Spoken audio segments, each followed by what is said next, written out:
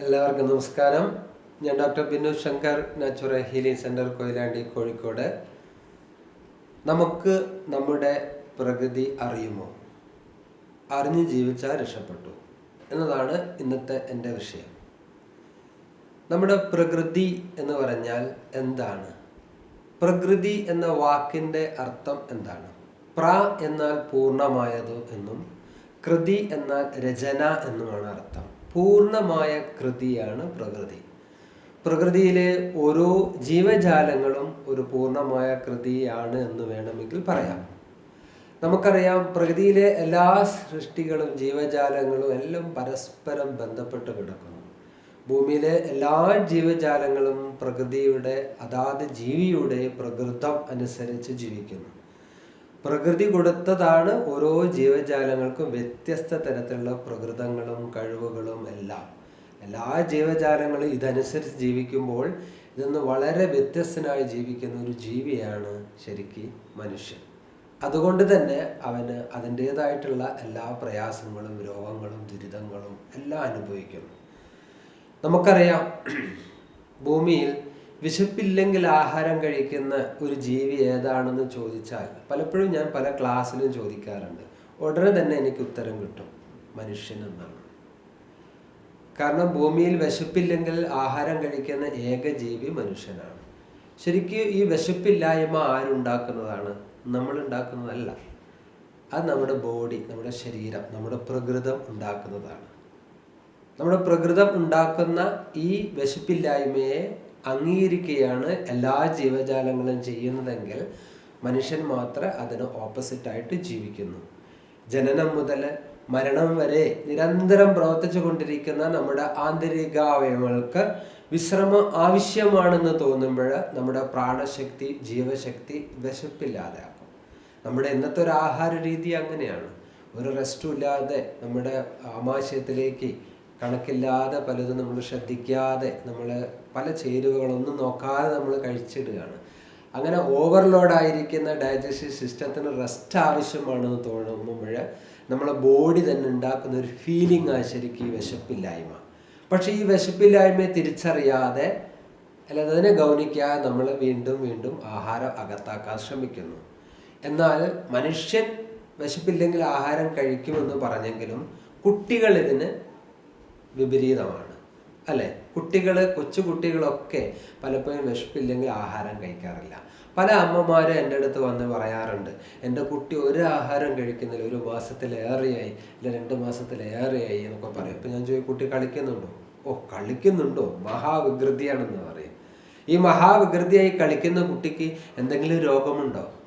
ഒരു രോഗവുമില്ല.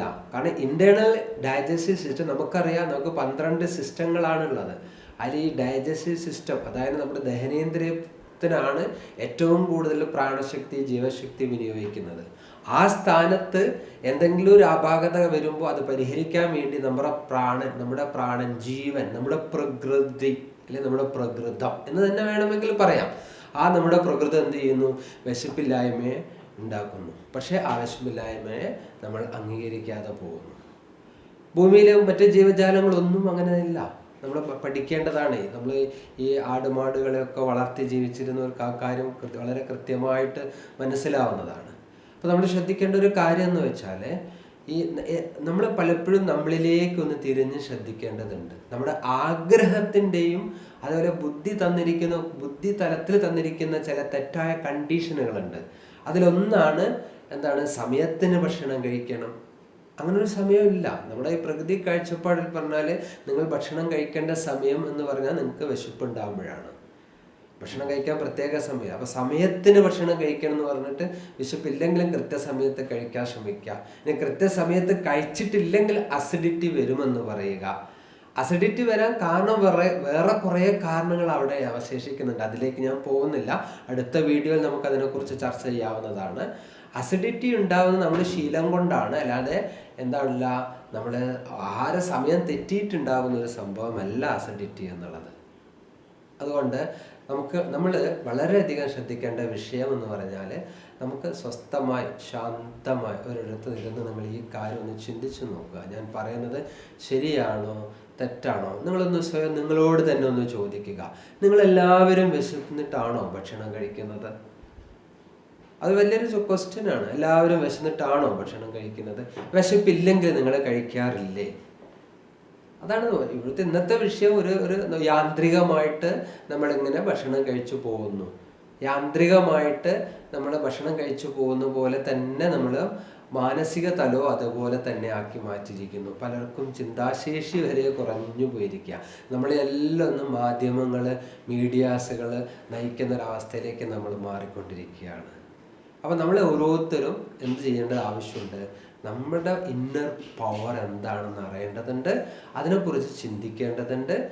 ആ ഇന്നർ പവറിനെ മനസ്സിലാക്കിക്കൊണ്ട് നമ്മൾ ഈ ഒരു നമ്മുടെ പ്രകൃതത്തെ അറിഞ്ഞ് ജീവിക്കുകയാണെങ്കിൽ നമ്മൾ രക്ഷപ്പെടും. എന്തിൽ നിന്നെല്ലാം രക്ഷപ്പെടും?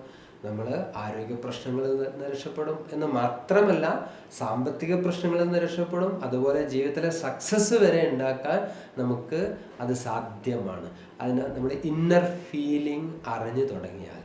ഇത് നമുക്ക് വേണ്ടി വളരെ സിമ്പിളായിട്ടുള്ള മെത്തേഡ് ഞാൻ വളരെ സിമ്പിളായിട്ട് നിങ്ങൾക്ക് ഒന്ന് പ്രാക്ടീസ് ചെയ്യാൻ ഒരു ചെറിയ മെത്തേഡ് ഇതാ ഇപ്പോൾ പറഞ്ഞു തരാം. ഈ വീഡിയോ കണ്ടുകൊണ്ടിരിക്കുന്ന ഈ സമയം തന്നെ നിങ്ങളൊന്ന് പ്രാക്ടീസ് ചെയ്ത് നോക്കുക. ഒന്ന് നട്ടെല്ലെന്ന് നിരന്ന് കണ്ണുകൾ അടച്ച് വളരെ ശാന്തമായി സ്വസ്ഥമായി സ്വല്പം നേരം നിങ്ങളുടെ ബ്രീത്തിങ് ഒന്ന് ശ്രദ്ധിച്ച് നോക്കിയാൽ.